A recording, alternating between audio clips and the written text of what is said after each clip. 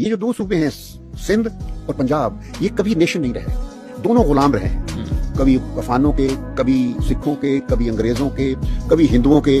तो ये एक गुलामों की ये नस्ल है जो चलती आ रही है और कन्वर्ट्स होते रहे। मतलब इस्लाम आया तो फिर हम लोग मुसलमान यहाँ हुए ना। ज्यादा अंग्रेजों ने पंजाब से भर्ती करते थे पंजाबियों को अपने सिपाही, कभी वो जर्मनी में लड़ाते थे, चाइना में लड़ाते थे। हमारे भी नाना जब होते थे स्टेट में तो वो फिर अंग्रेज इस्तेमाल करते थे, तो पंजाब से तो वो इस्तेमाल ही लोग अपनी फौज के लिए करते थे। तो पंजाब में कभी कोई पॉलिटिकल प्रोसेस नहीं अंग्रेजों ने किया, जो कि हिंदुस्तान के तमाम इलाकों में हुआ, मगर पंजाब और सिंध में कभी नहीं हुआ, क्योंकि ये गुलाम थे यहाँ वो, जो उनके घोड़े देखते थे, फौजी जरूरियात पूरी करते थे, और जो 2 आना देते थे, और वो घोड़ा रईस वो क्या साइस होते थे ना, उनका नाम टवाना ऐसी तो बना 2 आना से, तो कोई दौलताना बन गया, कोई बरदेसी बन गया, पता नहीं क्या क्या चीजें, बस वो जायदादें ले ली। और गुलामी का ऐसा असर हुआ कि कभी भी इनको आजादी का पता नहीं है। यानी हम जो पंजाबी एक नस्ल है तो उनको कौमियत का कभी इदराक नहीं। बड़ी सख्त बात है, लेकिन बड़ी मैं आपको हकीकत बता रहा हूँ। अगर रोज किसी से मेरी बात हो रही थी, कहते जी नहीं पंजाबी बड़े पुरअमन लोग हैं। मैंने कहा पुरअमन है तो फौजों से जाके 20,000 पंजाबियों को मारा अफगानों ने, जब इन्होंने अफगानिस्तान पे हमला किया था। अंग्रेज फिर भागे उन पंजाब मरवा के, तो इधर आ गए भागे। तो इसी तरह इन्हीं पंजाबियों को अंग्रेज ले जाके 1857 में जब जंग आजादी हो रही थी, मुसलमानों को कत्ल करने में ये पंजाबियों का